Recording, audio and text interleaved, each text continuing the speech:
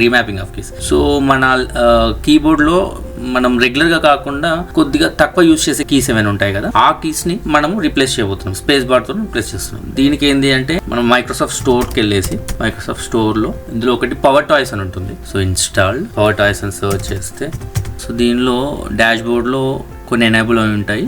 So అలా కిందికి వస్తే యూ ఫైండ్ డిజేబుల్ మాడ్యూల్స్లో కీబోర్డ్ మేనేజర్ ఆన్ చేసుకోవాలి. ఇక్కడ ఉంది. ఇందులో రీమాపింగ్ కీ సెలెక్ట్ చేసుకోండి. So it's an empty board, ఇట్లా ఉంటుంది. అంటే యాడ్ కీ రీమ్యాపింగ్. దీనిలో ఫస్ట్ ఏ కీ మనం జనరల్గా వాడట్లేదు, ఆ కీ సెలెక్ట్ చేసుకుందాం. Select that key.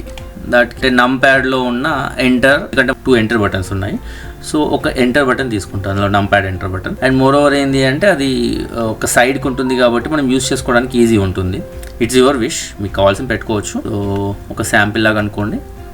సి నమ్ pad enter. Okay, I'm selecting this. ఇది ఏ కీ కోసం సెలెక్ట్ చేస్తున్నాము, that is over here. This is called space bar, space. Okay, and press okay.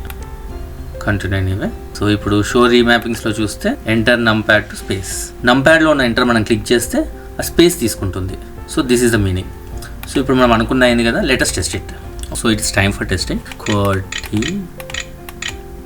This one enter space. Okay, so it's okay.